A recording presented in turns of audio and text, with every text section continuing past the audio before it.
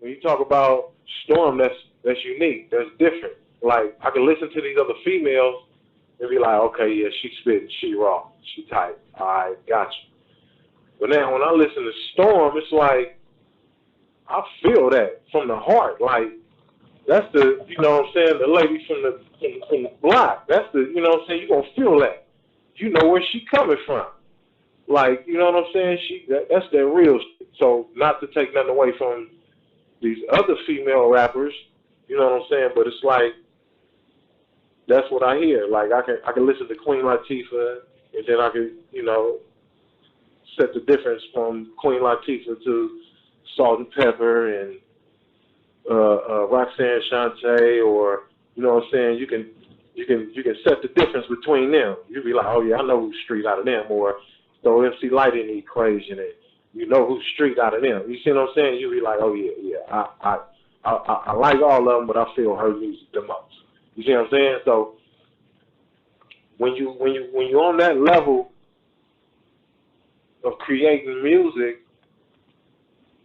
you better be writing some top notch yourself before you go picking on a female thinking she ain't got it like that. You know what I mean? Because you don't want to get your shut down by a female out here, man, and that's what will happen.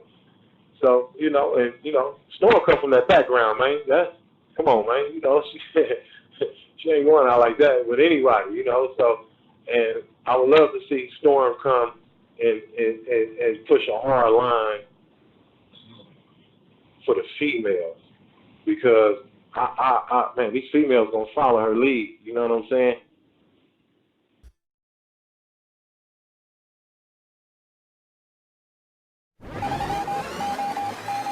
This is a Jmix exclusive.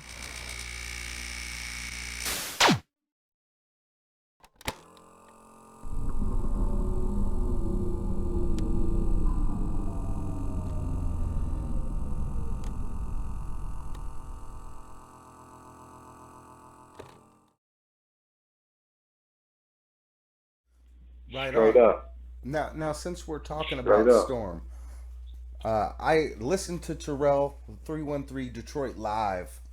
Listened to your interview with him, and you were talking Uh-huh. about the Running on E session. Now, it was over 20 years before we got to hear the original version of that song. Can you tell us a little bit about that session, if you can remember? I know it was a long time ago.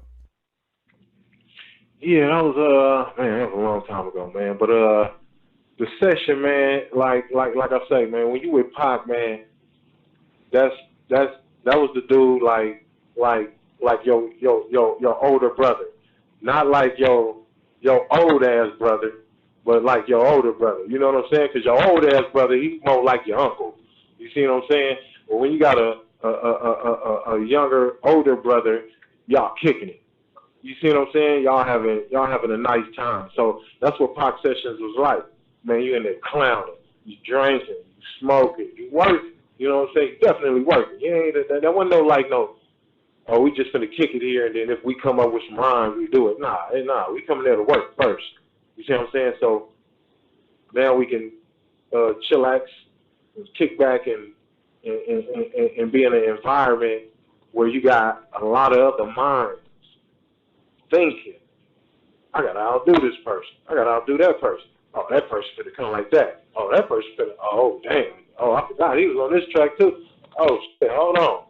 So the adrenaline on writing the verse was like, or, you know, however long the verse was, it still was adrenaline. Like, oh, I got to get in because it's coming on this one. So how that studio was, it was full of synergy. And it was like I'm in there writing, and I'm sitting here thinking on a different level. I'm not sitting here thinking like, let me outdo everybody on the track. I'm sitting here thinking like, let me say something to where the niggas back at home will be like, ooh, that did that, or he did that, or he said that, wow, or you see what I'm saying? So I brought a more vivid style or lyrical content to that song based on what the hood knew about. You know what I mean? Rather than let me go global with my bars right quick. You see what I'm saying? So everybody was in a different mind frame, I believe, and you could tell because of the type of shit that everybody came on a total different, like it was crazy. Like, you know what I mean? Like, you got a title like that, and we on there with Pac, so it's like, hold on, I can't be on here sounding stupid though. I'm on here with Pac. It wasn't even the fact that I was on there with the rest of the Outlaws. It was like, shit, I'm on this motherfucker with Pac. I can't be on here sounding stupid.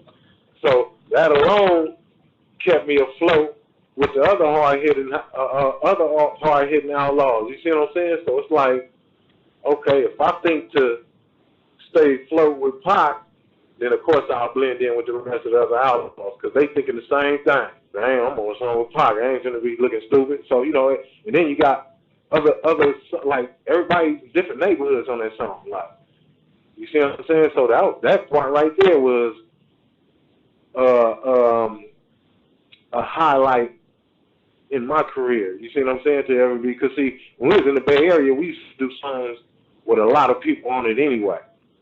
And I don't know if a lot of people are familiar with my past, but I was in a group called Street Thugs, and this is before I even went to the row. I was a solo artist, but formed a group called Street Thugs, and on that EP, we did a song called The Family, and it's like about, I believe, anywhere from like 15 to 17 people on that one song. And you sit here to today and be like, damn, 15, 17 people on one song? I ain't trying to listen to that. But when you listen to it and you see how it's structured, you be like, oh, shit, I can listen to this all day long. Because, see, you got groups. You see what I'm saying? You got groups that's sharing 16s. You see what I'm saying? So, and each group is rapping to the beat change up. So when a different group come in on that one song, The Family, the beat change. So you can sit there and listen to that song. So to structure it wasn't no problem. And to be amongst people or to be amongst a large quantity of hard-hitting rappers and holding your own, I was used to that. And when you go back and you listen to the song called The Family, on this Street Thug Not to Be With EP, and you listen to that song, you listen to everybody rap on that, you be like, everybody on there spitting that hard gangster shit. And you can see the kind of type of synergy that we created in the studio. You could tell everybody in their mind frame was like, oh, they finna kill it. Let me come like this. Let me come like that. Let me come like that. So I was already set and prepped for that death row environment. You know what I'm saying? So I fit right in. I fit it right in and blended right in, and man, I enjoyed myself to the fullest. I'll never be able to witness a studio session like that ever again going to somebody's session. I can only create a session like that. You see what I'm saying? Like, nobody can invite me to their studio session, and it'll be like a studio session that I ever went to with Pac, or a top of studio session that I ever went to with Pac. It just ain't gonna do it. They don't have the content, they don't have the history, and they don't have the knowledge of how it was or how it felt. So I can create that moment again. You see what I'm saying? But in order for me to create that moment again, I have to grasp that feeling. You know what I mean? Absolutely. That was a great answer, by the way. Just so you know, when there's a break, I'm just isolating your audio, so I'm listening to you. I don't want to cut in on you because there's a slight delay. Now, Tupac the one who introduced you to Scarface? Yes, that was yes. Pac is how I met Scarface, definitely. During the song "Smile," when Scarface and Pac did the song "Smile," Scarface came down with the Face Mob. It was Scarface and the Face Mob, and it was Pac and Outlaws. So we all in the studio chilling. Like at this time, like keeping in mind, like Scarface was spitting that gangster shit, that shit from the street that you can't help but to feel. If you don't feel that, if you don't feel no Scarface, you ain't no street. I'm just gonna keep 100. You see what I'm saying? Or you ain't got no contact or connections with the street if he wasn't feeling no Scarface. You see what I'm saying? Because he's spitting that real raw reality rap. You see what I'm saying? He's spitting what I can go out my door and see, and I'll be like, damn, was Scarface over here when this happened?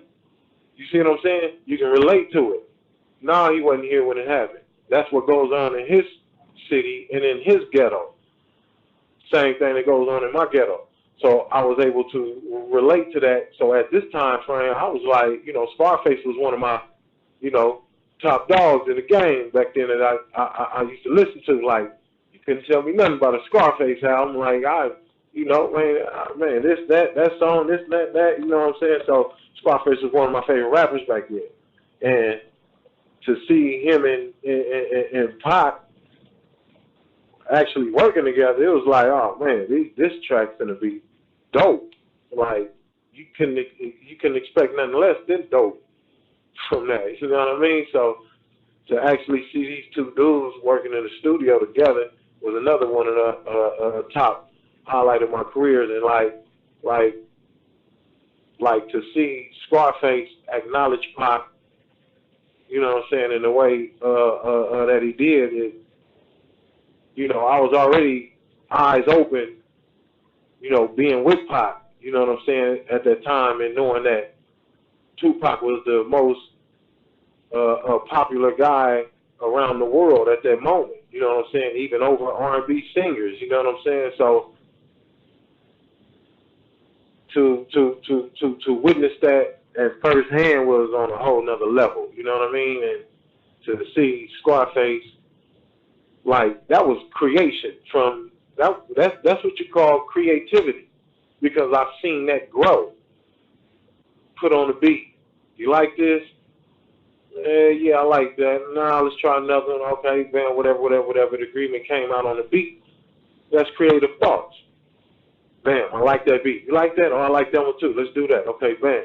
What you think about this title? Oh, man, that's a dope title. Well, let's do it. All right, cool. Let's get to writing. Now you're seeing them write. Now you're seeing them going in there and lay vocals.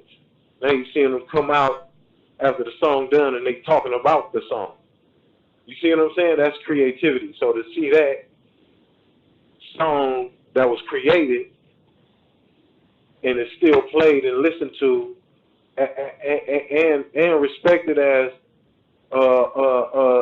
two of Tupac's top well-deep verses till this day. You see what I'm saying? So to have witnessed that and witnessed the creativity of that, man, that was something that can't even be sold. You know what I mean?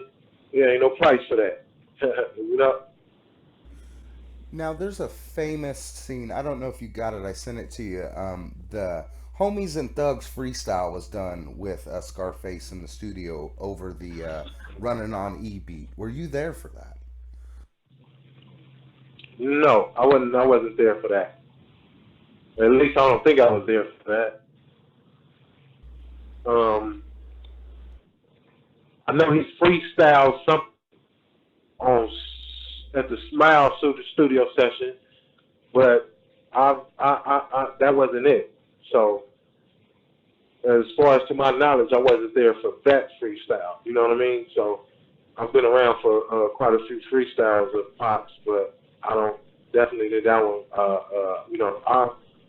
Man, that's Tupac, man. I don't remember everything. Like, you see what I'm saying? So, that one right there, I'm not gonna be the type to say, just because you can't see who all in the background, I'm not going to be the type to say, yeah, I was there. You see what I'm saying? That ain't me. Absolutely. And much respect for that. And much respect for that. I see a lot of people nowadays taking a lot of credit for stuff that they didn't do, and we respect the hell out of you for that. Man, definitely, man. I hate when people do that, man. People told my story to other people, and I'm like, huh? You wasn't even there for that. Oh, no. What's his name told me? That nigga wasn't even there for that. You see what I'm saying? So I like to keep it 100. I give everybody their credit, so, because I ain't, man, hey.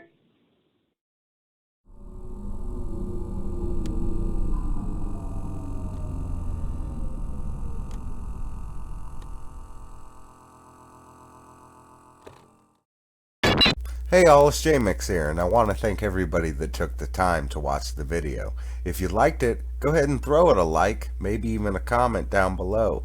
And if you really like my content, check out my Patreon. The link is down below. For $1 a month, you get all the live streams, unedited as soon as they happen, plus interviews in advance and other bonus content. The link is in the description. If not, you guys could always watch one of the videos to the side of me. See you on the next upload. One love, everybody.